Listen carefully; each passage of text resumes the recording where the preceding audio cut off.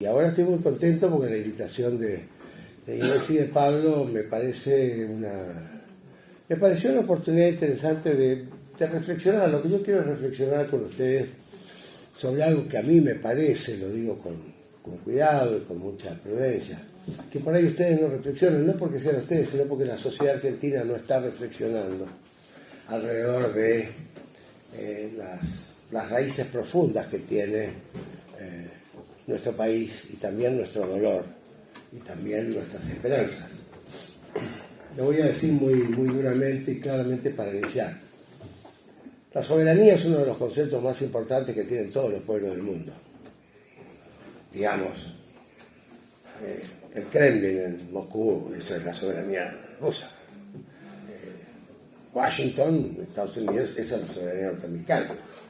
El conjunto río Missouri-Mississippi en Estados Unidos es la línea troncal de todo lo que entra o sale a los Estados Unidos.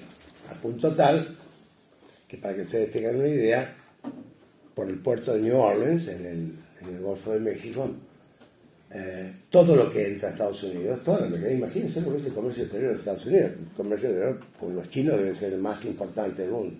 Todo lo que entra o sale por ahí es propiedad del gobierno de los Estados Unidos.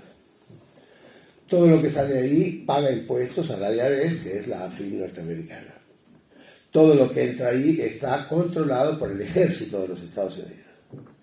Todo lo que tiene que ver con las aguas, con el río, con las costas, está controlado por la US Navy, es decir, la Armada de los Estados Unidos.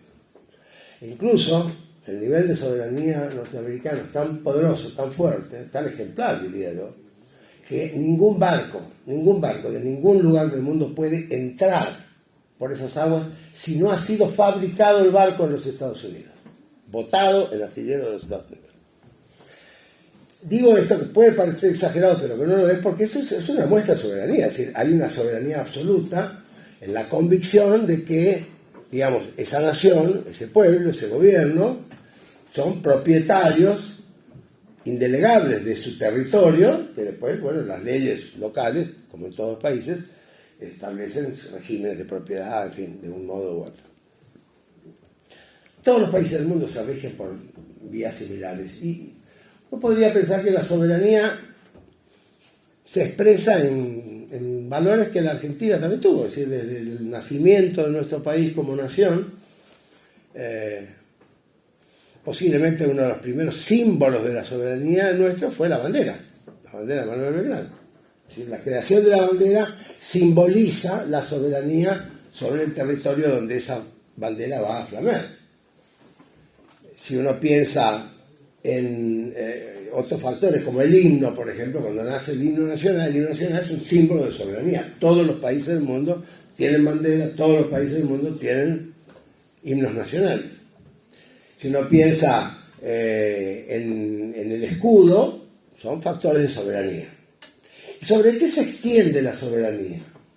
Se extiende sobre el territorio que ocupa esa nación.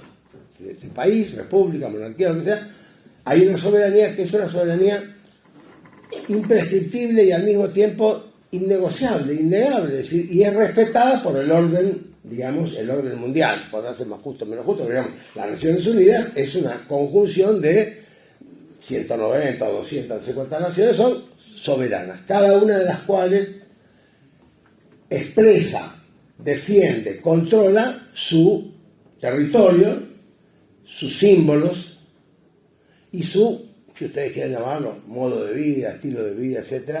Y tienen también un valor que con los años se ha ido generando, que es uno de los valores más importantes hoy de la soberanía, que es la moneda. La moneda es un símbolo de soberanía. Por eso, además, yo me pongo muy mal cuando escucho o leo, dice, no, hay que dolarizar, venga, la economía, dolarizar y perder soberanía absoluta. No es solamente una cuestión de cuentas, de deuda, de pago, de fondo monetario, sino además perder soberanía absoluta, uno de los pocos países que abandonó su soberanía monetaria es Ecuador, pobrecito Ecuador, que está como está, es uno de los países más atrasados, más complejos de América Latina. Porque no tiene moneda, es uno de los pocos países que no tiene moneda propia. No es el único, hay otros casos. Yo lo que digo es que hay una especie de, en gran medida, ignorancia y descuido a donde hemos sido inducidos los argentinos y argentinas, obviamente por, digamos, la inestabilidad política, por las dictaduras, por los choques sociales, económicos, las penurias que hemos venido pasando. Pero la Argentina no era así. Esto tenemos que recuperarlo, tenemos que recordarlo siempre. La Argentina fue un país ejemplarmente soberano durante casi 2 siglos. Con ejemplos que, si ustedes alguna vez se meten a la historia argentina está llena de ejemplos hermosos y de grandes contradicciones. Porque, por decir algo, nosotros celebramos, o se celebra, se supone que se celebra el 20 de noviembre de 1845, el día de la batalla de la Vuelta de Obligado, donde la flota anglo-francesa, que era la flota más importante del mundo, entra por el río de la Plata con destino a copar y gobernar el río Paraná hasta Paraguay inclusive. Y se recuerda como el Día de la Soberanía Nacional, porque es el día de la afirmación soberana, donde las tropas argentinas, con gauchos al mando del general, ¿cómo se llama Nicolás, era, porque hay 3 de estos. El de, perdónenme que a mí ustedes me dan que se me tapa una arteriola y me hace estragos, pero después recupero. Bueno, cuando el de los indios ranqueles, ¿cómo se llamaba? Joaquín B. González. Joaquín B. González. No es Joaquín B. González. Joaquín B. González es el que crea la Universidad de La Plata, esa es su historia. Sí. Mansilla. Lucio Nicolás Mansilla es un militar, es un general, que es el que lleva adelante esa batalla yo lamento informarles que la batalla del 20 de noviembre fue una derrota, no hubo una victoria. Digamos, la resistencia argentina fue derrotada. Y sin embargo la historia nos cuenta que es el Día de la Soberanía, que es el gran día heroico del argentino. Minga, mentira. En realidad lo que sucede es que 8 meses después, voy a contar esta anécdota porque es interesante, 8 meses después, el 4 de junio de 1846, cuando regresa esa flota, que era la flota más importante del mundo, es decir, los primeros acorazados de acero y con motores de vapor, es decir, era una flota, eran más de 14 o 15 barcos que habían ido a su Asunción y después volvían ya afirmando el control sobre el río de la Plata.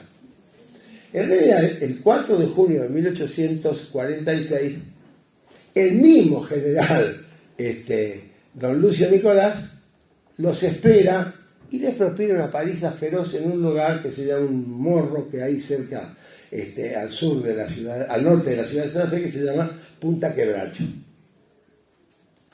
Punta Quebracho es el Día de la Soberanía Nacional. Ahora, ¿por qué? Nadie se acordó de Punta Quebracho. Y siempre hemos celebrado el día de la derrota, no el día de la victoria, de la gran afirmación de soberanía. Porque esa afirmación de soberanía no era solamente sobre el río, era sobre todo lo que significaba el territorio de la naciente República Argentina.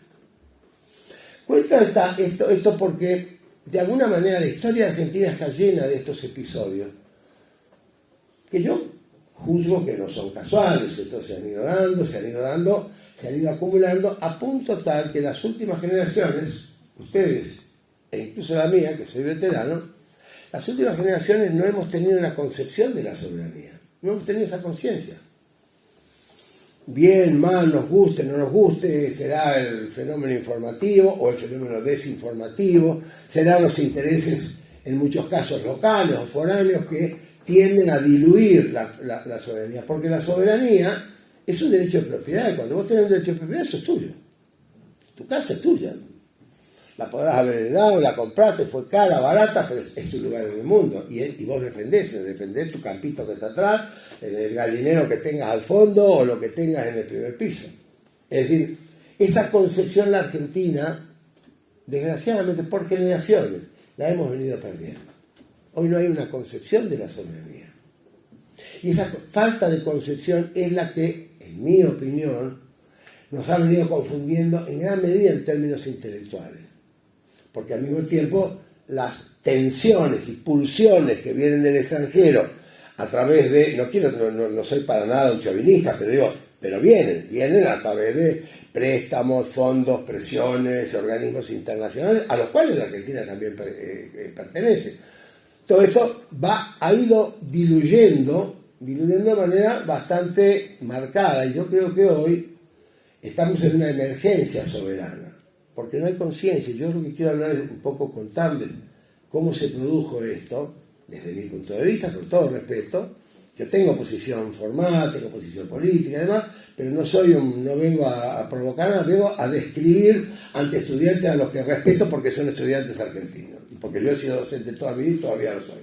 Entonces, desde esa perspectiva, quiero decirles que nosotros nos encontramos hoy con un país al que amamos y al que a veces tiramos la bronca y que nos desconcierta y que, en fin, todo lo que nos produce, sobre todo a las jóvenes generaciones que no tienen el arraigo afectivo que tenemos los veteranos, y que de alguna manera a lo largo de los últimos, por decir algo, las últimas décadas, hay que ver dónde se precisan después de los momentos de bisagra, en estos últimos, por decir algo, 50 años, medio siglo, para decirlo así en paquete, hay una pérdida no solo de la soberanía, hay una pérdida de la conciencia de la soberanía. Hay una pérdida de la importancia de la soberanía y de por qué la pertenencia a la soberanía hace que sintiemos por el equipo de fútbol cuando va al mundial. Porque también está vinculado, es también una demostración de soberanía. Yo no he visto jugar nunca a Arabia Saudita en el fútbol, pero no tengo ninguna duda que los árabes sauditas tienen su concepción y su esperanza porque pertenece a su acervo cultural, histórico, geográfico y también de producción, de poderes, etc. En este sentido, yo diría que hay una serie de conceptos que se han venido poniendo de moda a lo largo de los años: el concepto de modernidad, el concepto de tecnologías, concepto de actualizaciones, concepto de digitalidad, de libertad, todos los cuales no tengo nada contra ellos. Yo uso la tecnología como la usan ustedes, como la usamos todos, desde luego, pero hay algo ahí que se ha ido perdiendo y que no nos dimos cuenta. No nos dimos cuenta no porque estábamos distraídos, sino porque además hay una pulsión informativa, desinformativa, y hay una tensión que nos viene del mundo que de alguna manera va distrayendo esto. El hecho cierto es que la Argentina es un país, y creo que es uno de los pocos países del mundo, y no estoy pensando comparativamente en las grandes naciones ricas y demás, estoy pensando en países humildes como Paraguay, por ejemplo. Yo vivo frente a Paraguay. Paraguay tiene infinidad de problemas, pero la concepción que ellos tienen de su soberanía es absoluta, como la tiene Bolivia, como la tiene Perú, como la tiene México, ni se diga, como la tiene Cuba, la tiene Venezuela, Colombia, el país que ustedes quieran, estoy pensando en América Latina, o como la tiene Angola, o como la tiene Burkina Faso en África. Es decir, esas concepciones que digamos son la base de ese concepto romántico que se usa, pero que de alguna manera nos romantiza todo, que es la unión nacional. Es decir, más allá de la divergencia o la diferencia de opinión o de voto, pero hay algo que nos une. ¿Cómo nos une? La camiseta cuando Messi hace un gol en el Mundial. Bueno, ese tipo de concepto en la vida cotidiana también tiene valor. Y en ese sentido creo yo que, y voy a ser voy a ser lo más sobrio y objetivo posible, chicos y chicas, porque creo que esto hay que decirlo, nada más que para que ustedes, que quizás no lo tienen presente, lo puedan recordar y lo puedan investigar, no me crean. No es lo que yo voy a decir, porque yo lo digo, sino que hay que estudiarlo, y es tan sencillo y tan maravilloso. Yo desprecio la Wikipedia, con todo sentido, porque creo que la Wikipedia miente en mi propia ficha, miente en un montón de cosas, son un macañador, todo lo que quieran. Pero ¿saben qué? Todo está en la Wikipedia. Así que ustedes pueden ir a verlo, matizar, en fin, cada uno desde su inteligencia, desde su suspicacia, pues bueno, me está macañando un poquito en esto o en aquello, pero está todo ahí. Y yo creo que uno de los problemas dramáticos de la Argentina es que no se hable, yo creo que hay que hablarlo. Y no hablarlo con un espíritu ni revanchista, ni de odio. Si algo que yo no conozco en la vida es el odio. Créanme que yo en ese sentido soy casi un cura. Yo amo.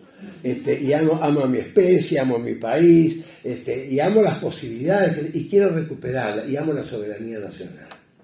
Entonces, la Argentina tuvo durante casi 2 siglos, siglo y medio largo, fue un país que fue afirmando soberanía, con todos los gobiernos conservadores, los gobiernos progresistas, los radicales, los peronistas. Es decir, la soberanía en la Argentina fue un factor importantísimo. A punto tal, voy a poner un ejemplo que me parece romántico y hermoso. En 1919, cuando muere el gran poeta mexicano Amado Nervo, que no sé si ustedes lo han leído leer, no se lo pierdan, es el poeta nacional de la República Mexicana. 1919, cuando muere el poeta Amado Nervo, muere en la ciudad de Buenos Aires. Estaba haciendo una gira y muere en Buenos Aires. El presidente Hipólito Yrigoyen decide que en respeto a México, el acorazado 9 de julio, que era la nave insignia de la Armada Argentina en 1919, traslade el féretro con el cuerpo de Amado Nervo, saludando todos los puertos de América Latina hasta llegar al puerto de Veracruz en México.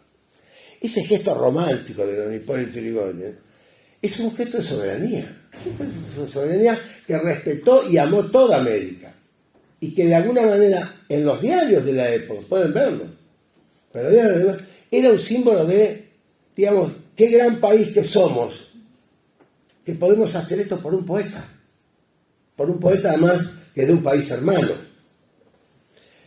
Digo este tipo de pequeños símbolos porque hay muchísimos de estos. La historia argentina es una historia romántica, como son románticas las historias de todos nuestros países. Pregúntenle ustedes a un venezolano, un colombiano, un peruano, un brasileño. Cada país tiene su historial, digamos, de vivencias románticas a las cuales los pueblos aman y por eso se respetan.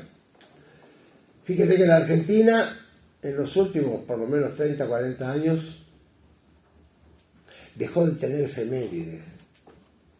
Chicos, chicas, dejamos de tener efemérides. El 17 de agosto no es el día de San Martín, es un día que se mueve de acuerdo a los intereses comerciales, porque si cae feriado, en fin, o porque si van a salir de vacaciones. Piensen ustedes que cualquier fecha nuestra, el día del maestro. El día del maestro, no sé. No, porque hay que discutir a Sarmiento, no me vengas con eso. El tema es que el día del maestro es el día del maestro. Y el maestro es el respetable, que es el que nos ha enseñado, no es el malo de la película.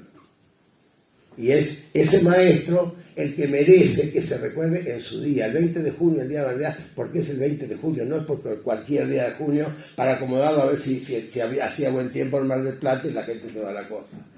Este tipo de pequeños detalles son taras que nos han sido, de alguna manera, sutilmente instaladas. Cuando somos un pueblo de 47 o 50 millones de habitantes que hemos venido accediendo a esto, y es culpa de todos los gobiernos, no estoy diciendo que sea un gobierno, todos, no hay gobierno que no se haya prestado a esto, y desdichadamente posiblemente se prestarán. Esto debilita la soberanía, y después voy a ir a donde quiero ir, a la gran soberanía. Piensen ustedes que durante los grandes gobiernos populares de la Argentina, básicamente, por decirlo populares, Roque Saspeña con la ley Saspeña, que es la ley de voto, Hipólito Yrigoyen en sus 2 periodos, y Juan Domingo Perón en su periodo y medio. Son los grandes momentos de la historia argentina, que son los grandes momentos de afirmación. Los grandes momentos de afirmación de la soberanía. Es decir, no sé si ustedes saben, pero don Hipólito Yrigoyen, el día que el general Mosconi, le dice que ha descubierto petróleo en Comodoro Rivadavia, ese día le dice, bueno, ahora hay que fundar este yacimiento petrolífero fiscal. Y el petróleo va a ser argentino. Eso lo decidió Yrigoyen. Creo que en 1928, 29. Es decir, ese gesto de soberanía es la apropiación. Esto es nuestro, es de todos los argentinos y argentinas. Del mismo modo, en cierto, diría, o parecidamente, si se me permite el vocablo, cuando En 1949 se sanciona la Constitución Nacional, que es la primera Constitución Nacional estructurada en base a acuerdos políticos que fueron muy difíciles. El radicalismo, que era la oposición al peronismo, era muy poderoso, muy fuerte. El Partido Comunista era un partido importante en ese entonces, tenía representación parlamentaria, había socialistas, estaba toda la gente de Alfredo Palacios. La Constitución de 1949 fue muy ardua de hacer, fue una Constitución dificilísima, tardaba mucho tiempo. Y salió una Constitución bastante ejemplar en cuestiones de soberanía. Por ejemplo, es una Constitución en la que todos los bienes que hoy llamamos naturales, en ese entonces se llamaba riqueza, los bienes naturales, todos pertenecen al pueblo argentino, como se expresa en la propiedad de la nación. Es decir, no hacía falta, como había hecho falta, crear YPF o crear... No, era naturalmente del pueblo argentino. El oro que la Argentina tiene. No sé si ustedes saben que la Argentina tiene muchísimo oro en el subsuelo, pero muchísimo. Y tenemos plata, y tenemos cobre, tenemos tanto cobre como Chile, que vive del cobre. Bueno, todo eso, y el litio ahora que viene, etc. Pues todo eso era naturalmente. Y la Constitución de 49, discutida, peleada, pero sancionada finalmente por todo el Congreso, en pleno, es una Constitución absolutamente soberanista. No quiero inquietar a nadie ni que a nadie se moleste, pero el hecho cierto, objetivo, es que esa Constitución fue eliminada el 27 de abril de 1956 por un bando militar firmado por un almirante y por un general. Cosa que nunca había pasado y que quebró todo un sistema constitucional universal y latinoamericano, ni se diga. Es decir, un bando revolucionario firmado por dos tipos, un general y un almirante, anuló la Constitución de 49. Que si un día la leen, la pueden encontrar en la Wikipedia. Vale la pena, porque es una constitución de avanzada, tanto que muchas constituciones del mundo, básicamente las africanas y las latinoamericanas, se inspiraron en las disposiciones, digamos, de la Constitución de 49. Que decían, no, es la Constitución peronista. Pero no, la Constitución peronista, había votado el Congreso en pleno. Es decir, fue parte de un acuerdo como son las buenas constituciones. A raíz de ese episodio, digamos, antes del episodio de la anulación, la Argentina alcanza bien o bien, y podrá gustar o no, quizás ni siquiera sea mérito del general Perón, era un pueblo que tenía, ese pueblo, la Argentina, digamos, en los años 40 y 50 es un país de pleno empleo. Éramos menos, por supuesto. La Argentina tuvo en esos años entre 18 millones y 22 millones de habitantes.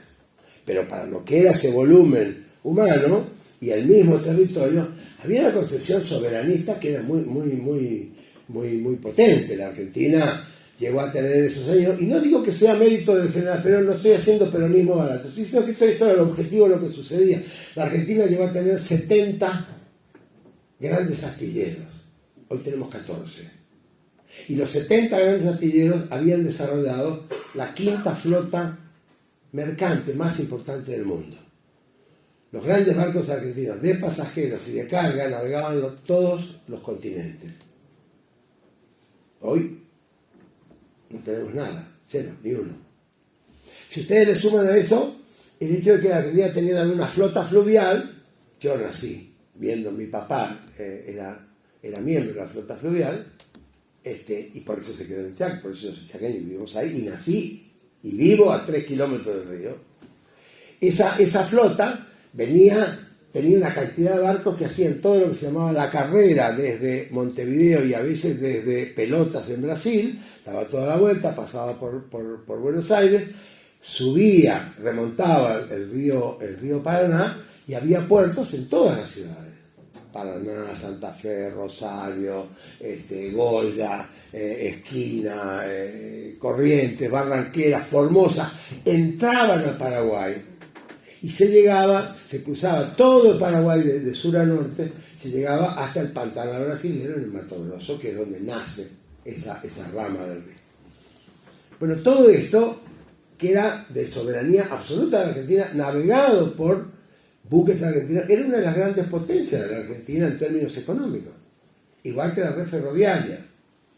No sé si ustedes saben que la red ferroviaria en Argentina fue una extraordinaria red que crearon los ingleses, que lo creó capitales y decisiones británicas, que crearon lo que llegó a ser la cuarta o quinta red ferroviaria más importante del mundo. La Argentina llegó a tener más de 45.000 kilómetros de vías férreas que vinculaban las 23 provincias y la ciudad de Buenos Aires. No había provincia sin ferrocarril.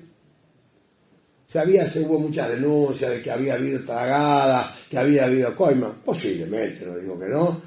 A lo mejor las hubo, pero el hecho cierto de la Argentina llegó a tener una red extraordinaria que permitía que toda la producción granaria y al mismo tiempo toda la producción industrial, la pequeña y mediana industria, porque no sé si ustedes saben que durante la Segunda Guerra Mundial Argentina tuvo que dar, todos los países, Brasil también, México, tuvieron que darse políticas que se llamaba de sustitución de importaciones, porque al no poder importar, porque todo estaba en guerra, como si fuera ahora que estamos viviendo una tercera guerra mundial, que todavía en Europa no se dieron cuenta, pero la estamos viviendo, es decir, esa guerra hace que los productos, que eran como productos de guerra, es decir, los países que importaban no podían recibir eso.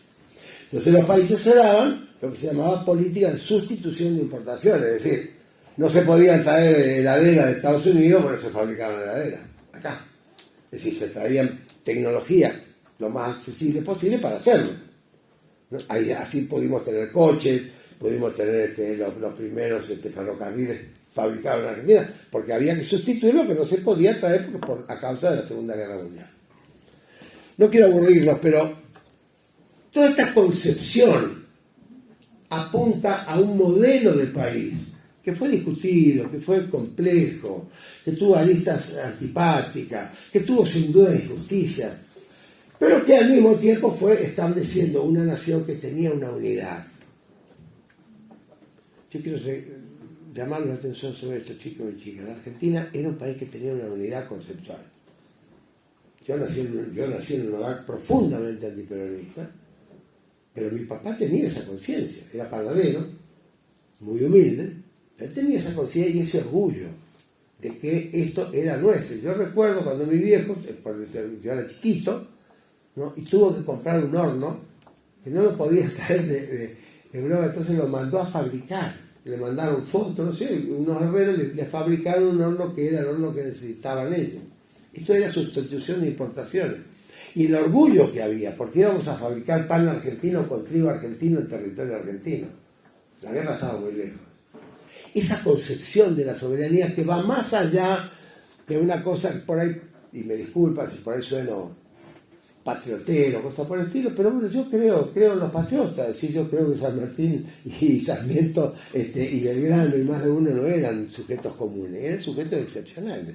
Como son excepcionales George Washington para los norteamericanos, o Lord Ponsonby para los ingleses, esto es así, o Napoleón para Francia.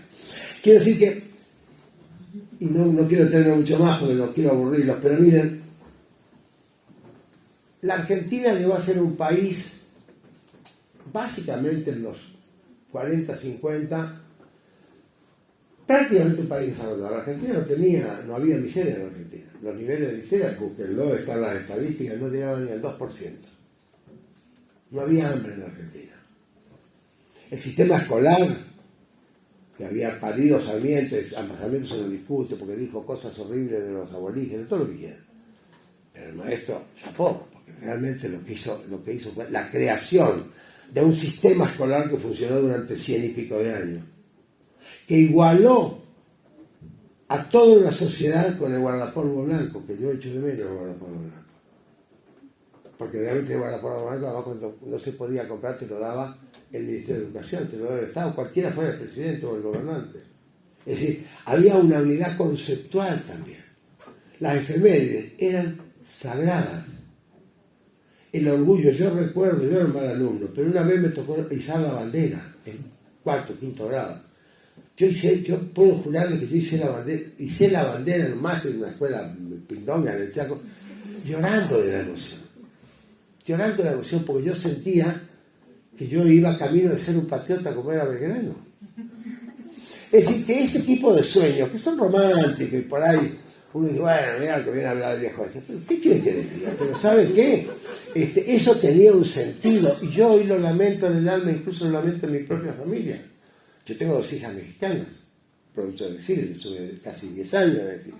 Tengo 2 hijas mexicanas que aman a Benito Juárez y tienen todo el derecho del mundo. Y yo lo lamento en el alma porque me hubieran... Pero también aman a la Argentina, de luego. Y en los partidos de fútbol van por la selección nuestra. Pero que son mexicanas como el Chile Verde. ¿Qué les voy a hacer? Lo que quiero significar es que este modelo de país, y no quiero sonar como un nostálgico, no estoy diciendo hay que volver a eso, lo estoy diciendo. Hay que volver a ciertos valores, a ciertos conceptos que había y que ayudaron mucho a que la Argentina fuera un país con una conciencia de sí mismo, con una fuerza de sí mismo, que desdichadamente, y tengo que decirlo, hubiera preferido decirlo, tengo que decirlo, fue destruida por la violencia. La verdad es que lo peor que le pasó a la Argentina fue un largo periodo de violencia y que empieza de una manera que ustedes no están enterados y yo quiero enterarlos. Y no me crean a mí, vayan a mirar Wikipedia. Estudienlo. Vayan esta noche y van a ver que lo que yo estoy diciendo es mentira. En el año 1951 se produce el primer golpe de Estado. No es el del 76. Primer golpe de Estado en Córdoba, un general llamado Benjamín Menéndez, padre del que después fue el represor en la última dictadura. El primer viejo Benjamín Menéndez se levanta, hace un golpe de Estado, no triunfan, son controlados, pero es el inicio de un proceso que continúa poco tiempo después del año 52, 53, después que muere Eva Perón en 52, claro, 53. Ustedes toman a veces el subte que va a la línea D, que va de Belgrano a... Vieron que hay una estación de cruce que se llama Ángel Carranza. Bueno, el señor Ángel Carranza fue un ministro de seguridad, era ministro de defensa del presidente Alfonsín en 1984. Pero cuando el señor Ángel Carranza era joven, era tan furiosamente antiperonista que con un comando dinamitaron y volaron la estación del subte que está frente a la catedral. Esto no lo van a encontrar en la Wikipedia, lo van a encontrar. Es decir, es una historia horrorosa. Murieron un montón de gente, 5 o 6 ciudadanos que estaban esperando el subte. Fue el primer hecho vandálico, digamos, de violencia brutal, inexplicable, desmedida. Y ahí empieza un periodo que es el periodo más arduo de la Argentina peronista. Evidentemente el general Perón se le había muerto Evita, está muy acosado, fue exonerado de la Iglesia Católica, fue, ¿cómo se llama? Excomulgado. Debe haber sido un hombre muy, muy complicado en esa época, en una época difícil, evidentemente no conduce todo, y el hecho es que se empieza a desbaratar, sobre todo en la ciudad de Buenos Aires, que es donde siempre pasan, donde despacha Dios, como dicen en México, ¿no? Dios despacha en la ciudad de Buenos Aires. ¿Y qué sucede? Que es para mí el hecho más grave que hay ahí, es que por errores políticos, quizás por imposibilidades de restablecer el diálogo, cada vez que no hay diálogo, el presidente o los presidentes siempre tienen responsabilidad. Pongámosle que Perón la tenía. La oposición también, porque la oposición acosaba de manera muy violenta. La Iglesia Católica, que era muy poderosa entonces, había un papa que dice que era filonazi, que fue Pío XII, y no había internet, no había comunicación directa. El hecho cierto es que la fecha más dramática de la Argentina, yo creo que es el peor momento de la República, de nuestra querida República, que quiebra soberanía, quiebra conducta. No sé si ustedes lo saben, el día 16 de junio de 1955, 35 aviones de la Marina y de la Fuerza Aérea cargados de gasolina en el puerto de Montevideo bombardearon la ciudad de Buenos Aires durante 4 horas. La ciudad de Buenos Aires fue un infierno, mataron más de 400, 350, 400 ciudadanos, ciudadanas, entre ellos un autobús lleno de niños escolares. No tengo ningún rencor contra eso, pero hay que recordarlo. No podemos hacernos como que eso no pasó, porque es el punto de inflexión de la violencia en la Argentina. Después vinieron el Lerma, Montonero, los disparatados, todo lo que ustedes quieran. Pero ese es el punto de vista, el punto de partida de una violencia absolutamente brutal, irracional y criminal. Producto de la cual Perón es derrocado después. Perón no pudo sostenerse.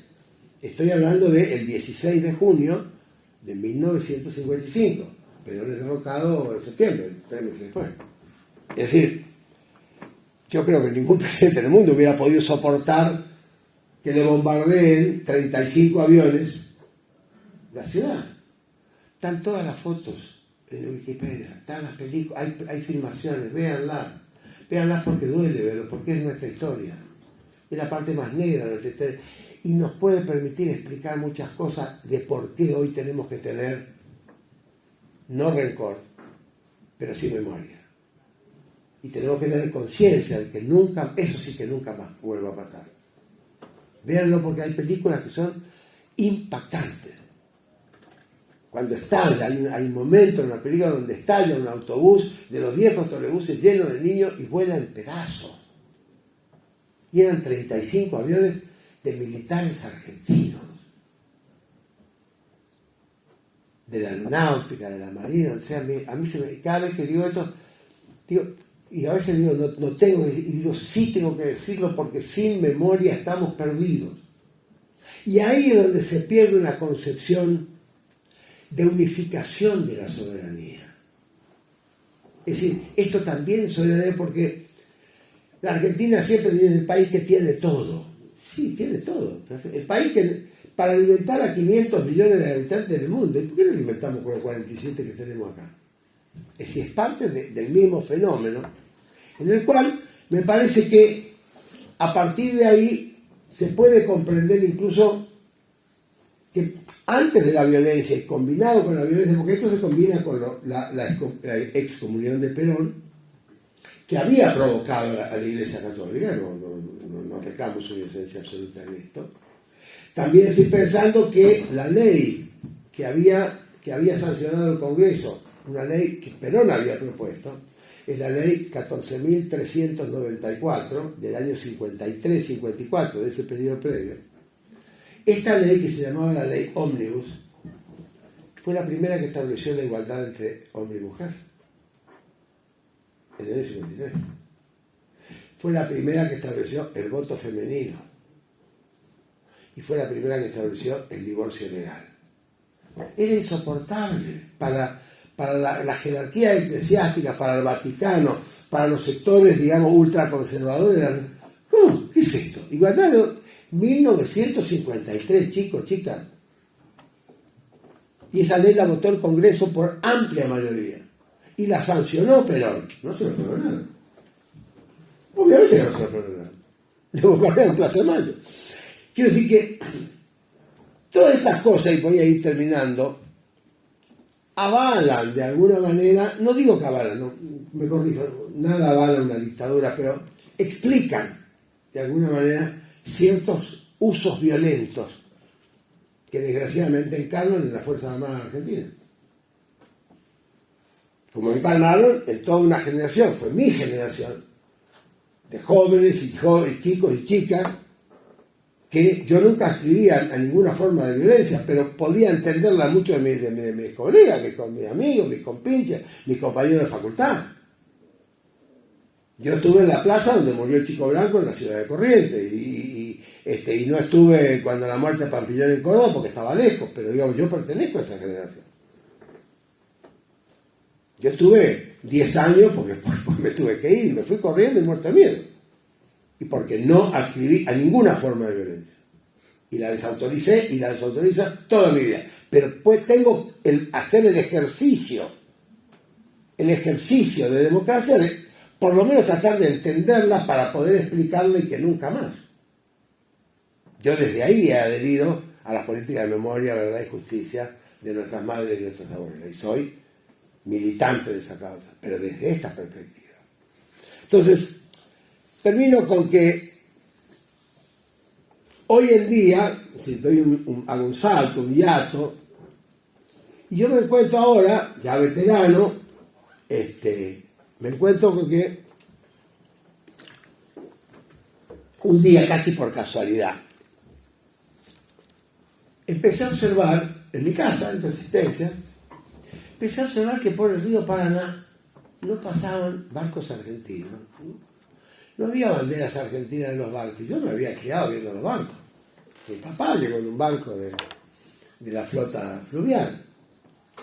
Y cuando yo era muchacho, era chico y se estaba construyendo el puente Chaco Corrientes, nos llevaban de la escuela a ver la construcción y era el orgullo de ver cómo avanzaba el puente, y se cantaba el himno y estábamos todos los chicos correntinos, los chicos chaqueños con la banderita argentina, porque la Argentina iba a estar unida, la Mesopotamia se unía al territorio nacional. Y en ese momento en que esto empieza a suceder, yo empiezo a ver que los barcos que pasan tenían banderas de otros países, incluso de Bolivia, que es un país mediterráneo, y de Paraguay, otro país mediterráneo. Y hoy, ¿ustedes saben que la bandera que más flota en el río Paraná es la bandera paraguaya? País que no tiene salida al mar, más que por nuestro río. Entonces yo empecé a preguntar, ¿qué pasa acá? Porque hay algo que está mal. Ni el club náutico tiene una banderita ahí en una lancha. Y no es que la banderita, yo me voy a morir por la... Pero ¿saben qué? Son los símbolos de la soberanía. Es mi símbolo. No sé ustedes, yo canto el himno emocionado, hermano. ¿Qué querés que te diga? Y si además le ganamos a Inglaterra o a quien sea, lo canto llorando. ¿Qué le voy a hacer? Ustedes también. Es así. Y no está mal. Entonces, yo empecé a ver eso y empecé a darme cuenta de que tenía que estudiar este tema. Yo no había estudiado, porque además lo llamaban hidrovía. Y había una empresa, que es una empresa que fue una concesión que hizo el presidente Menem, concesión que en realidad fue una concesión por 25 años. ¿Qué concedió? Concedió el cuidado del río, la atención del río y todos los puertos sobre el río a una empresa belga para que atendiera y dragara y cuidara el río. Bueno, 25 años después, justo cuando yo empecé a darme cuenta de esto, estaba por vencer la concesión, 25 años. Y me fui dando cuenta de que en realidad, en primer lugar me pareció la primera canallada que me indignó fue, pero al río Paraná le cambiaron el nombre. No se llama hidrovía. Más aún busqué, yo soy lingüista, el concepto, el vocablo hidrovía no existe en la lengua castellana. Es una cosa que la hidrovía no existe. Es un concepto comercial, es un concepto comercial que, bueno, ganarán dinero, qué sé yo. Pero dije, ¿cómo es hidrovía? Río Paraná. Y me di cuenta de que nos habían engañado con el concepto de hidrovía, que habíamos adoptado muchos. Hablábamos de la hidrovía. ¿Ustedes saben cuántos argentinos y argentinas vivimos a orillas del río Paraná, en las 7 provincias que besa el río? 12 millones y medio de argentinos y argentinas. O sea que nos había metido el cuento a 12 millones y medio de argentinos y argentinas, con que estábamos frente a una hidrovía. Yo ahí fue mi cambio, en el sentido de que dije, no, yo esto tengo que estudiarlo. Y entrar a la Wikipedia a buscar libros y cosas, porque bueno, era lo que había.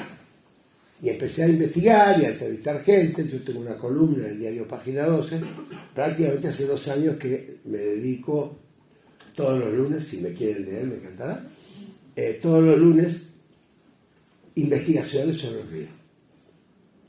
Sobre cuál es la etiología de esta perversidad, porque no solo cambiar el río es una muestra superficial, cambiar el nombre. Pero después empecé a ver que ustedes habrán oído hablar, el comercio exterior argentino. El comercio argentino sale, el comercio exterior argentino no existe, chicos. comercio exterior argentino es el comercio exterior de 27 compañías, todas extranjeras, cada una de las cuales tiene un puerto sobre el río Paraná. Hagan el viaje alguna vez, el viaje entre la ciudad de Rosario y Santa Fe es ilustrativo. Van a atravesar 26 o 27 puertos, cada uno de los cuales tiene su frontera, están cerrados con un alambre altísimo, con policía propia, con puertos y administraciones propias, y por ahí sale el comercio exterior, que no es de la Argentina. ¿Por qué no es de la Argentina? La AFIP no cobra un mango. Cada camión, y son 6 o 7 millones de camiones al año que traen la soja, el girasol, cada camión, 20, 40, 50 mil toneladas, cada camión no es pesado. ¿Cuánto lleva? ¿Cuánto va a cargar? Declaración jurada. Llevamos 40.000 toneladas de trigo. Créele. No pagan un mango. Paga más impuestos. Un kiosquero de la ciudad de Reconquista o de cualquier ciudad paga más impuestos que un barco de 40.000 toneladas. El SENASA, que debe controlar la salud de lo que se dio, no entra a esos barcos. La Prefectura Naval Argentina, que es la policía del río, no puede subir a esos barcos. Es decir, cuando uno empieza a ver esto, y el dinero que entra, no entra a la Argentina. Por eso que cuando se dice, no, que los fondos, no entra un mango. ¿Qué comercio exterior argentino? No tenemos comercio exterior. Y hay cálculos de economistas muy serios, incluso de distintas tendencias y de distintas facultades. Yo he consultado por lo menos a media docena de distintos pensamientos. Todos dicen que entre 5 y 10 años de comercio exterior argentino que la Argentina controlada se paga toda la deuda externa y nos sobra plata. Chicos, chicas, hace falta un ejercicio de soberanía. Bueno, por suerte, hemos venido haciendo una práctica, una prédica y una práctica con varios compañeros y compañeras, a quienes no conocían. No somos un grupo político, pertenecemos a distintas, tenemos gente que viene del peronismo, tenemos radicales, no tenemos de Juntos por el Cambio, pero tenemos, comunistas, tenemos gente que nos fuimos sumando de distintas provincias y armamos lo que llamamos una mesa de defensa de la soberanía, porque entendemos que de alguna manera tenemos que hacer esta didáctica, lo que yo estoy tratando de llamarles la atención para que ustedes lo reproduzcan, porque necesitamos esto. Hoy, por suerte, tenemos grupos pequeños, todos somos pequeños. Nosotros, la comisión nuestra, somos 12 chicas y chicos, 3 ingenieras, 2 ingenieros, la mayoría son ingenieros navales, muy capacitados.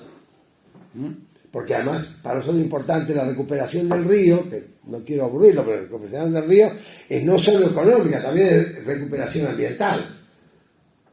El río está muy lastimado. El río Uruguay también está muy lastimado. Ustedes saben que en este momento se está dinamitando una parte del río Uruguay frente a Concepción del Uruguay, porque necesitan dragado mayor, porque las grandes compañías quieren que se siga dragando, porque después que en el canal de Suez se trabó un barco que todo el mundo vio, se talcó un barco, hay que dragar más profundo. El dragado, la profundidad media del río Paraná, en toda la zona de tránsito, es entre 20 y 25, 30 pies, pónganle, 15 metros, 14, 15 metros. Bueno, lo quieren llevar a 42.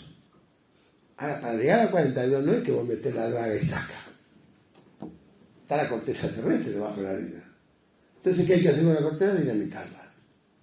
Y han empezado por el río Uruguay. Yo creo, es una hipótesis, que lo hacen medio de experimentación, a ver cómo funciona. Llamado un río binacional, entonces, digamos, menos irritante para nosotros que estamos jodiendo con que paren con eso. De esto podría contarles miles de anécdotas, chicos, chicas. La Argentina tiene el narcotráfico, la trata y el narcotráfico. La trata y el narcotráfico son unas tantas cosas. Hay estudios, el otro día leí un estudio que yo les recomiendo, búsquenlo, googleenlo, a Carlos del Frade. Carlos Delfrade es un santafesino, diputado provincial de un partido, esos partidos locales, solo. Es una persona que viene investigando este tema hace mucho tiempo y él tiene información de que el río Paraná es la tercera sede productora mundial, tercera sede mundial productora de cocaína pura. La tercera. Nada de esto tiene control de nada, o sea que en realidad puede ser cierto, puede ser, yo no tengo pruebas, es decir, no hay manera de hacer, pero estudios de este tipo, y hay casos como ha habido, un caso así que salió en los periódicos, no sé si alguno lo vio, esto fue el año pasado, a fin del año pasado, de un gran barco que venía del río, que cruzó todo, que estacionó acá en el puerto de Buenos Aires para llevar contenedores, ¿sí? Destino Ámsterdam, el puerto de Ámsterdam, y cuando llega la policía de Ámsterdam lo detiene con 16 toneladas de cocaína pura al barco. ¿Qué pasó? No lo sé. Es decir, podría contar cantidad de estas anécdotas. Quiero terminar diciendo que lo que yo veo en el Paraná y la lucha que estamos haciendo nosotros, y que por suerte tenemos pequeños grupos en Catamarca, en Neuquén, en Santa Cruz, en Tierra del Fuego, que están lejísimos del río Paraná, pero que han comprendido la importancia de esto y nos ayudan, porque la Argentina tiene un sistema de 35 o 40 puertos que están prácticamente paralizados. Que están paralizados porque además lo que sale por el río, y acá termino, el río Paraná desemboca y funda el río de la Plata. Y el río de la Plata genera, hay un canal natural que rodea la bahía de San Borombón, digamos, la gordita, la panza. Ese canal natural es el canal Magdalena, un canal que viene del año de Ñaupa. El canal Magdalena fue abandonado. ¿Fue abandonado por qué? Por los intereses que están de estas compañías que prefieren eludir a la Argentina y despachar internacionalmente el comercio exterior de ellos desde el puerto de Montevideo. Yo amo a Uruguay, amo a los uruguayos, pero el puerto de Montevideo ha sido concesionado por 80 años a una compañía anglo-belga. O sea, ellos van a manejar, que son las mismas compañías de las 20 y pico que gobiernan hoy el río Paraná. Y han hecho un canal, han ido profundizando un canal que se llama el Canal del Indio, o Canal Punta Indio, por el cual los barcos que ustedes ven en la costanera, acá cuando lo ven desde el aeropuerto, de la costanera Hermosa, cuando va un barco, en cuanto empieza a abrirse, hay un desvío y van hacia Montevideo, no hacia el Canal Magdalena, que está, obviamente, no dragado, está inoperable. Ahora, ¿por qué es importante esto? Porque un barco que salga de Formosa o de Corrientes y que va a Tierra del Fuego, a Comodoro Rivadavia, a buscar o a llevar, no va por aguas argentinas. La Argentina hoy no tiene salida al mar. Escúchenme lo que te digo. No tenemos salida al mar. Tenemos 4.500 kilómetros de costa. Tenemos las islas, no tenemos salida al mar. Tenemos 30 y pico, pero no tiene salida al mar. Porque todo lo que viene no está unido, sino que tiene que salir a Montevideo, tiene que pagar tasa en Montevideo, pagar personal en Montevideo, pagar estacionamientos que son carísimos, barcos de 200, 300 metros de largo. Tiene que tomar servicios en Montevideo y después volver a pagar todo el día para entrar a la Argentina desde Montevideo como barcos extranjeros. Es un disparate. Es carísimo. Y va contra la economía argentina. Yo tuve oportunidad de hablar en una ocasión con el gobernador Kicillof y le dije, oiga, gobernador, luche por el Canal Magdalena, porque ese Canal Magdalena le va a dar empleo a media provincia de Buenos Aires. Y tiene 4 puertos, tiene Quequén, Bahía Blanca, Mar del Plata, Carmen de Patagones. Haga eso. Métale al Canal Magdalena ese canal propio. Bueno, de estas cosas podría contar más, no quiero volver. ¿Cuánto hablé? Che, una barbaridad. Discúlpeme, a mí se me calienta el pico y la verdad que para mí ha sido un orgullo hablar con ustedes, les agradezco enormemente. Si tienen alguna pregunta o quieran, prometo ser más breve. Gracias.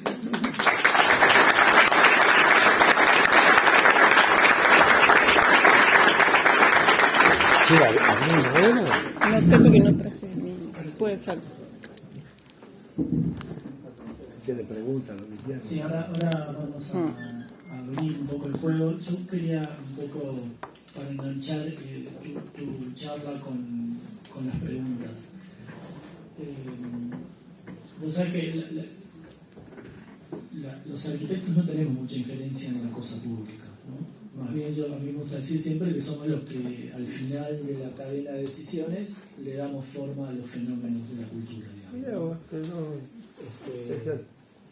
Sí, por lo menos mi experiencia, lo que yo veo es que estas cosas se echaban en lugares bastante lejanos a las mesas de la arquitectura, y que somos convocados al final para darle forma a todas estas cuestiones, ¿no? O sea, si vos ves las definiciones, a mí me gusta entender esto que hablamos de la época, de cómo van cambiando las incumbencias y los alcances de las distintas ramas de la cultura. Si vos ves vos que sos lingüista, la definición de arquitectura es construir con arte, el arte de hacer edificios, digamos. En ese sentido, la disciplina tiene puertas adentro de una evolución que ya la arquitectura se ha hecho cargo de las ciudades, y aparece el urbanismo, y aparece como ese pensamiento, y a nosotros nos gusta llevar esa nueva dimensión al territorio, para lo cual manejamos pocas herramientas, y por eso estamos, por lo menos en este espacio, tratando de generar herramientas que nos permitan a ellos, que van a ser los que administren estos temas en unos años, entender estos fenómenos, ¿no? Y por eso a mí me gusta decir que como que la arquitectura es la encargada de dar forma a los fenómenos de la cultura en relación al soporte natural. Ese es como uno de los enfoques que nos gusta. Ahora, en estos escenarios que vos has ido viendo en el transcurso de los años, con este raconto que hiciste, a nosotros nos interesa tratar de ir como a ese origen de los temas para entender qué cosas son pertinentes y qué cosas no, qué programas hacen falta y cuáles no, digamos, de alguna manera para que cuando lleguemos a que nos encarguen esas cosas al final del sistema de decisiones, tengamos herramientas para saber dónde estamos operando. Vos tenés un espacio en tal vez uno de los órganos de difusión pública más masivo de determinado aspecto del espectro ideológico, que es Página 12. Tendrás contacto de alguna u otra manera con tipos que están detrás de las grandes decisiones, ¿no? ¿Qué es lo que pasa? O sea, mira que preguntita te hago. O sea, vos venís militando lo del canal Magdalena, hablaste con Kicillof. Bueno, lo que hicieron fue un encuentro casual, no es mi amigo, digo, un encuentro casual aproveché para decirle, oiga, a ver, lo que yo puedo decir es que primero nos costó mucho conformarnos. Yo no los conocía a todos mis compañeros y compañeras. Sabía que estaba la ingeniera Portatadino en Tierra del Fuego, que estaba el ingeniero Tetamanti en La Plata, que estaba Luciano Orellano en Rosario, que había decir, nos fuimos y los fui contactando porque había leído cosas de ellos, artículos, había escuchado alguna cosa de la radio, me parecía, y nos fuimos conformando. En 2 años armamos esto que es la mesa coordinadora, nos llamamos, los vecinos. Y venimos de distintos orígenes, y cada uno tiene distintas experiencias, porque el río es un río tan maravilloso como los grandes ríos, el quinto río del mundo, el quinto o sexto río del mundo. Tiene una riqueza tan gigantesca que en realidad lo podés agarrar por infinitas perspectivas. Cada uno tenía la suya, y nos fue uniendo la idea de que esto no es un río, no es un río. Segundo, si va a haber comercio exterior, que sea el comercio argentino, esto paga la deuda. Nos decían economistas que consultamos, que hay muchos estudios. Esto paga la deuda, entre 8 y 10 años se pagó la deuda, nada más que regulando, que paguen impuestos, que paguen la PIB, eso es todo. Además la cuestión de soberanía, del río, el cuidado, la prefectura, bueno, hay un montón de factores. Yo creo que esto es perfectamente posible, que debiera ser indoloro, que afecta intereses sin duda, y que al mismo tiempo a mí lo que más me conmueve es que concita interés por inteligencia, porque nosotros no convencemos a nadie, no queremos convencer a nadie, queremos que la gente piense, que mire Wikipedia, estudiarlo ahí, así está todo. Te vas a dar cuenta solo. Es decir, a partir de ahí, normar tu conducta. Queremos llegar a las universidades, nos cuesta mucho, la verdad es que yo agradezco esta oportunidad, nos cuesta mucho llegar a las universidades, no es algo que yo voy y propongo y digo, oiga, yo quiero hablar de esto acá, por una idea tuya, Inés, y que yo celebro y agradezco. Sé que otros compañeros lo hacen, tenemos problemas con algunas universidades, tengo que decirlo. Hay universidades que están muy cerradas, muchas universidades hoy, las públicas, el sistema de universidades públicas, si por mí fuera, habría que hacer grandes cambios. No sé si ustedes saben, la República Argentina tiene 62 universidades nacionales, públicas, gratuitas, con más de 2.700.000 estudiantes, entre ellos ustedes. Pero la gratuidad no se está cumpliendo. No hay universidad en la que no haya cursos, talleres, seminarios, posgrados, o minga, llámenlo como quieran, que se garpan. Esto es una barbaridad. La ley de 1949 impide esto.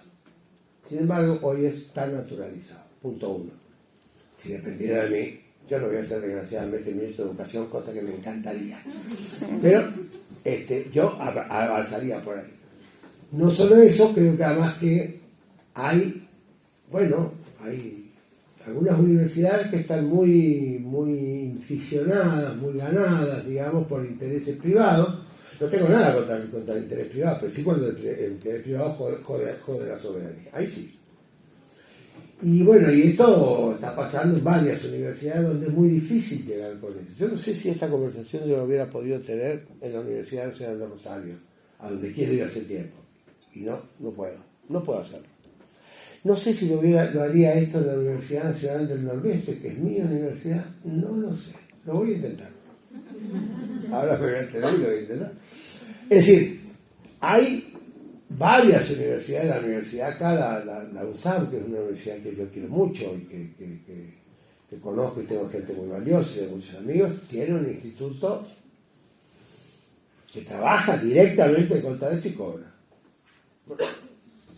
Yo sé que eso existe y sé que en varias universidades. Claro, es muy difícil conocer todo el sistema, no lo conozco. Sé, por ejemplo, que la Universidad Patagónica, la San Juan Bosco, es una gran universidad, la San Juan Bosco, y la del Comahue, están haciendo un trabajo extraordinario en materia de recuperación, en el caso de ellos, de recuperación de costas, de recuperación de puertos, y también la línea del paralelo 41, que eso si quieren le cuento otro día una conversación. El paralelo 41 viene en el mapa argentino, en el mapa político, la línea recta que une, digamos, que separa la provincia de Río Negro y la provincia de Chubut, es una línea recta, es el paralelo 41. Ese paralelo 41 hoy es prácticamente propiedad británica. Así de sencillo. Hay puertos, hay aeropuertos, hay control y hay vastos territorios. La última de una entrega que hizo la gobernadora de Río Negro, cosa que yo he escrito y me he opuesto mucho, se dio 625.000 hectáreas, 625.000 hectáreas de toda la línea del paralelo 41 a una compañía que dice ser australiana, que ustedes habrán leído, habrán oído, que dice ser australiana y que quiere hacer el hidrógeno líquido. El hidrógeno líquido, hasta donde yo he averiguado con bioquímicos, con ingenieros y demás, liquida el agua que da miedo. Y el peligro que hay ahí, claramente, que el río Chubut y el río Negro pueden secarse en 15 años, por la densidad de vapor que necesita el proyecto. Pero no solo eso, el proyecto sería mucho más viable, según me han explicado, si se usara desalinización del agua del mar. Ahí podría tener un sentido. Pero de todos modos, la producción va a empezar dentro de 4 o 5 años. ¿Por qué se les regala 625.000 hectáreas 5 años antes cuando no han puesto un mango? Dicen que van a poner 80 millones o no sé cuánto. Hasta ahora no pusieron un mango. Y no solo eso, sino que además toda esa línea tiene un desplazamiento de los productores locales, que son los productores rionegrinos o chubutenses, que familias que tienen sus ovejas, sus ganados, sus cosas de ese año. Es decir, y ahí además, y con esto termino el punto porque me parece importante, mintiendo, porque se dice que es una empresa australiana. Y yo me permití recordar en un artículo que Australia es un continente, no es una república, es un continente. Y ese continente tiene dueño. El dueño y la autoridad máxima de Australia es la reina Isabel II de Inglaterra. De manera que no es un país, dicen Australia para no decir Inglaterra, cosa que a mí me fastidia cuando me macanean. Decime la verdad, después discutimos si me gusta o no me gusta la verdad, pero no me la quieras dar, cambiarla. Este tipo de cosas a mí me hacen pensar que, bueno, que las universidades cumplen un papel muy importante en el caso, porque tanto la del Comahue como la de la Patagónica, ellas están trabajando muy duramente con eso, son puntas de lanza. No me consta de otras, no sé, porque me encantaría saber qué pasa con la Universidad Nacional de Jujuy con el tema del litio, no lo sé. O qué pasa con la Universidad Nacional de La Rioja, con el tema del oro y la plata. La Rioja está abajo hay oro y plata pura y la están sacando. Y lo sacan con minería a cielo abierto y lo sacan cianurando el agua, que además es agua que cianuraron en La Rioja, como va bajando a través de las napas y demás, finalmente llega al río Carcarañá, en Santa Fe, que es el que abrieva en el río Paraná. Ese cianuro nos va a llegar. Y le va a llegar a ustedes. No sé cuánto tarda el cianuro en bajar de La Rioja a Río de la Plata, pero va a llegar. Es decir, hay tantas de estas cosas que a mí, yo confieso que me superan. Yo tengo otra cosa que hacer en la vida, yo tengo que escribir mi libro, tengo que elaborar, estoy en mi clase, digo, no puedo. Pero a mí esto me ha cambiado la vida. Yo les confieso, chicos, chicas, que yo hace 2 años soy una especie de mongi que estoy con este tema. No, todos los días aparece, porque todos los días aparece algo y lo que no encuentro yo me lo pasan los compañeros, las compañeras. No les voy a contar, pero ustedes les cuento los problemas que tiene el puerto, que es un gran puerto necesario en Río Grande, que es el gran puerto de la Tierra del Fuego, que está a medio hacerse, y que ahí tenemos compañeros que están trabajando y es una obra extraordinaria, va a tener una utilidad y no hay plata. El canal Magdalena no dicen que no hay plata para hacerlo y hay que hacerlo. Pero además hay cosas que son, y acá termino, porque si no los voy a volver. El canal Magdalena, que pasa por San Borondón, tiene 57 kilómetros de largo, canal natural, profundo, hay que dragarlo, obviamente, porque está lleno de arena, 57 kilómetros. El canal que han construido, el canal del Indio, tiene 125 kilómetros de largo al Pepe. Cruza transversalmente el Río de la Plata. Todo para hacer el negocio en un puerto concesionado, que ni siquiera es del pueblo uruguayo. Es decir, miren, yo para acá porque no quiero, pero yo les agradezco mucho de nuevo. Si hay alguna pregunta concreta, pero concretita, la respondo y nos vamos. Bueno, yo tengo algo para decir. Dale. No es esencialmente una pregunta, quizá quede un poco abierta, y para empezar me da un poco de gracia que hables tanto de Wikipedia cuando Wikipedia habla tan mal de vos. Porque viniendo para acá, bueno, lo fui leyendo. Después, como hilando un poco tu conversación, hay un tema que a mí me parece importante, que es la distinción entre soberanía y patriotismo, y cómo el patriotismo puede llegar al monopolio. Que, bueno, hablando, vos arrancaste diciendo, ¿no?, de esta cuestión de los barcos en Estados Unidos que nada más pueden estar ahí si son estadounidenses, también ahora trayendo lo último que dijiste de Paraguay o Uruguay.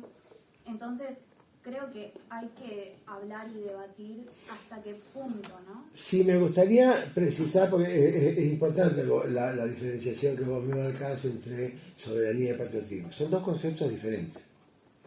Se pueden unir sentimentalmente, pero lingüística, semánticamente, la soberanía apunta a un derecho de propiedad social colectivo de un pueblo. Puede ser una nación o puede ser un pueblo, que no sé, los mongoles en la estepa. Pero la soberanía es un concepto que tiene que ver con un derecho de propiedad colectiva, un derecho y un sentimiento de apropiación de propiedad colectiva. En cambio, El otro concepto va más hacia lo deseable, es más una expresión de un deseo de comportamiento. El patriotismo es una actitud personal, si vos querés. Hay gente que tiene una vocación patriótica, otros que no, y no es ni mejor ni peor. Uno puede admirar, yo admiro mucho a Manuel Belgrano, admiro a Mariano Moreno, es decir, porque dieron su vida, ellos sí que dieron la vida por la patria. Simón Bolívar se mató por sus ideales. Es decir, esos son patriotas. No necesariamente son, ¿cómo te diré? No necesariamente son... Imperialistas. Claro. Esta es la diferencia, que es una diferencia en realidad semántica, porque podría apuntar a lo mismo. Finalmente yo respeto y admiro a un patriota, me gusta cuando veo gestos patrióticos, ¿no? Me conmuevo, yo soy muy sentimental en esas cosas. Miren, les cuento algo. Tengo ganas de hablar, es que vos me trajiste. Hace, unos meses, un compañero de la mesa nuestra me invitó a hacer el recorrido en coche por la costa santafesina. Entonces, viajé a Rosario, salimos en coche. Son tan pícaros en las compañías, que está la costa, están los puertos, 20 y pico puertos. Los puertos están todos vallados. No se paren ni a sacar una foto porque te salen. Han hecho un camino, como un camino de Silga, que es un camino no pavimentado, sino de ripio, que es por donde van los camiones cargados.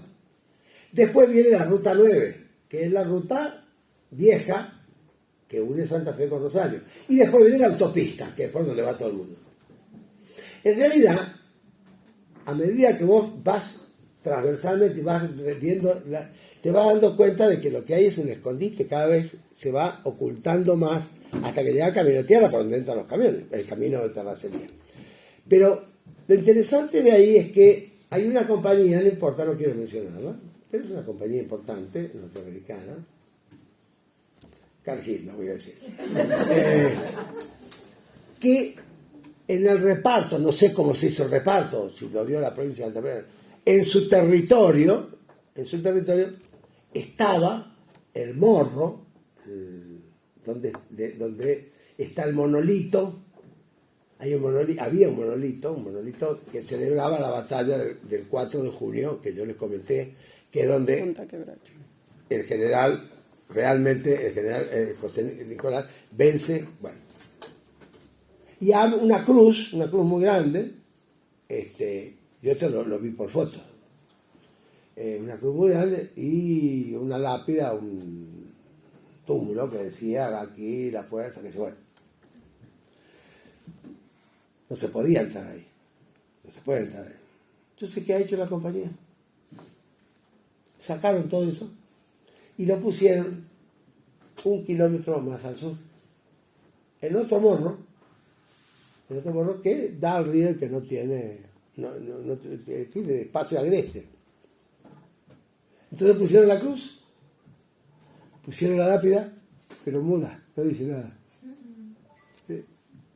Todo tapado. Y entonces hay una cruz y hay una lápida. Y los lugareños saben que ese es, digamos, el símbolo de Punta Quebracho, que fue trasladado por la compañía. Picardías, casi diría infantiles, pero estas son las cosas que suceden ahí. Gracias por tu pregunta. ¿Tenés otra? Metele. Sí.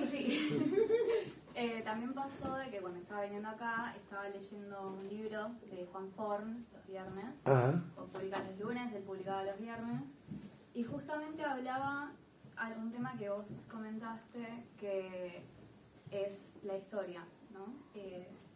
Y acercar los no hechos tan heroicos, donde las cosas no salieron tan bien. Y en el momento de apreciación a Ford, voy a leer algo, y dice: quizá allí radique una de las tareas de nuestro país, que escondamos las vergüenzas nacionales tal como se silencia una vergüenza familiar. Sospecho que hay más chances de amar al propio país que nos enseña desde chicos las vilezas a las que fue sometido. se aprende de las desgracias, es casi la única manera de aprender. Conocí a Juan, fuimos amigos y él sé que pensaba eso. Bueno, gracias chicos, chicas. ¿Algo más? ¿Puedo hacer yo una pregunta? Lo que quieras. Vos tenés más derecho que nadie. No, es en relación a lo que se empezó a hablar, o se habló largo rato sobre el tema de la Constitución, en relación a la soberanía. Y una vez en una charla que tuvimos un invitado que era geólogo, nos habló del tema de la Constitución del 94 y cómo ese federalismo contribuyó a lo que yo, esta es opinión mía, como esta especie de desmadre del manejo de todos nuestros bienes naturales que hoy nos pertenecen a todos los argentinos, pero están como en manos de cada una de las provincias, ¿no? Y ahora está lo del litio, está esto que se mencionó en la Patagonia, está todo lo que sucede con el Paraná. Pero, ¿qué se hace con eso? Prometo intentar seriamente ser breve con el tema, pero voy a sintetizarlo. Miren, la Constitución de 1994, que tenía muy buena intención, como toda la Constitución, un acuerdo entre el presidente Alfonsín y el presidente Menem, hay dos o tres cosas que yo no sé si la pifiaron porque se pusieron de acuerdo, porque estaban equivocados y no se dieron cuenta, porque fueron perversos. La verdad que no puedo decir por qué lo hicieron. Hay un artículo que es el 125 de la Constitución del 49, pueden verlo en la Wikipedia, está en la Constitución completa,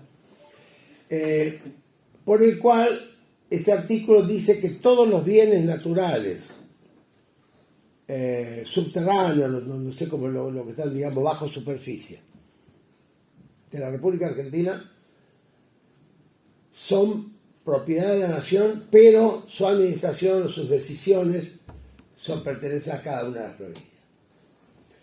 Y esta es la gran trampa. Es decir, les voy a comunicar a ustedes solemnemente que el litio no es argentino, es de Jujuy.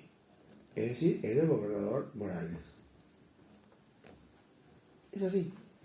El paralelo 41 es de la gobernadora Carreras, porque está en territorio chubutense. Es decir, y esto es gravísimo, porque entonces el oro, que yo vengo hablando del oro, es de los riojanos. Ahora, la provincia de Chaco tenemos la madera, tenemos que ya queda poca. Es un disparate, constitucionalmente es un disparate total. Se podría haber legislado para algún tipo de acuerdo legislativo que permitiera una combinación. No, nada. Y hay provincias hay gobernadores, gobernadoras que perversamente lo que hacen es no tomar decisión, con lo cual dejan que limpien todo. Entonces no se pagan impuestos. No pagan impuestos nacionales, no pagan impuestos provinciales. Es uno de los problemas graves que tiene la Constitución del 94.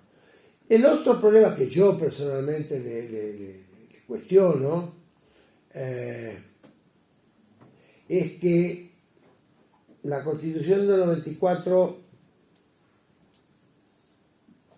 impide, de hecho, la democracia participativa. Digamos, es un entramado de artículos que impiden una democracia participativa. ¿Qué es una democracia participativa? Lo explico en dos líneas. Hay un artículo de la Constitución Nacional que todos hemos aprendido, hemos leído, el pueblo argentino no delibera ni gobierna, sino a través de sus representantes, artículo 23. ¿Sí? Yo soy abogado, ¿no? Entonces, y he estudiado especialmente el constitucionalismo, sé de lo que hablo. ¿Qué significa? Que por el artículo 23 el pueblo argentino no delibera ni gobierna, sino a través de sus representantes, ¿sí? A través de los diputados, senadores, los organismos que se dan. Es decir, que nosotros estamos pintados. Podés votar a los diputados y senadores, te gustaron los noticieros, pero después no enterarte. Es decir, que la decisión del poder está concentrada de una manera, en mi opinión, desmesurada. En combinación luego con el Poder Ejecutivo y con el Poder Judicial que tenemos, que mamma mía, estamos como estamos. Las constituciones modernas, entre ellas la del 49 y muchas otras, hoy modernas, más aún, un ejemplo de constitución hoy es la de Constitución del Estado de California, de los Estados Unidos, que subraya la democracia participativa. ¿Qué quiere decir participativa? Que en definitiva son reuniones que promueven los estados y que a través de plebiscitos, a través de consultas, a través de referéndums, ¿sí?, las grandes decisiones las toma la sociedad. Es decir, terminar con esa especie de concentración de la representación en, ¿cuántos son? 500, 600, 1000. Y en cada provincia vamos a tener 50 diputados. Y entonces la democracia participativa es mucho más amplia. Por supuesto, en el derecho constitucional eso ha sido muy discutido, porque pero ese es el soviet, son los comunistas que hacen el soviet para... No es así, es todo un tema que hay que legislarlo, pero si lo están haciendo en California, no, más bien que no son comunistas. Quiero decir que este tipo de cuestiones es un tema muy a debatirse en la Constitución. Termino diciendo, y acá sí termino, estoy fatigado, termino diciendo que la Constitución, una de las propuestas más fuertes que... Yo pertenezco a un colectivo político, ahora lo digo al final de todo. Se llama el Manifiesto Argentino. Somos un pequeño grupo, estamos en casi todas las provincias, pero un grupo de 4, 5, media docena en distintas provincias. Somos amigos, amigas, compañeros, compañeras, muchos de ellos docentes, que nos reunimos, se llama el Manifiesto Argentino, y sacamos cada tanto algún documento sobre la situación. No somos un partido político, no queremos ser partido, no queremos que nadie nos vote, no apuntamos de ahí. Somos si ustedes quieren, un think tank de opinión sobre distintas cuestiones. Y en el Manifiesto Argentino, una de las cosas que nosotros venimos impulsando desde hace 20 años, cuando lo formamos en la crisis de 2001, el punto central nuestro es la nueva Constitución Nacional. No hablamos de reforma constitucional. Y ojo, ténganlo cuando escuchen, no es reforma, porque para reformar la Constitución vigente siempre pasa, es la que dice cómo se va a reformar ella misma. ¿Se entiende? Es decir, establece los mecanismos para ser reformada. Por lo cual, minga pichanga, finalmente se negocia y se arregla. Así se hizo en la del 94, y todas. La idea que nosotros proponemos es muy audaz, pero es perfectamente posible, que es una nueva Constitución. Y una nueva Constitución se hace a través de una consulta participativa popular. Un poco lo que ha hecho Chile ahora, que es bastante ejemplar lo de Chile, es eso. Es decir, consultar a la sociedad, que la sociedad diga, el pueblo diga, cómo quiere iniciar incluso el camino de una nueva Constitución. No de reformar, sino de podrán reformar tal o cual artículo, modernizar, pero hacer una nueva Constitución. Este es el proceso. Esto es lo que venimos impulsando nosotros. Y el segundo punto del Manifiesto Argentino, nosotros lo llamamos nuestro ideario. El segundo punto es la declaración en comisión, espero que no haya acá ningún juez, me van a llevar en cana, la declaración en comisión de todo el Poder Judicial de la Argentina. Es decir, todo el Poder Judicial de la Argentina debe ser declarado en comisión y empezar de nuevo. Se puede perfectamente, con la asistencia de grandes juristas que hay en el mundo, con nuevos tribunales de análisis, de evaluación de los aspirantes, y hacer una nueva justicia completa. Desde la Corte Suprema hasta los tribunales, la Fiscalía, la Casación, todo lo que sea. Hay que empezar de cero. No tiene, partimos de la base, hace 21 años lo dijimos, no tiene arreglo la justicia argentina, porque es una justicia monárquica.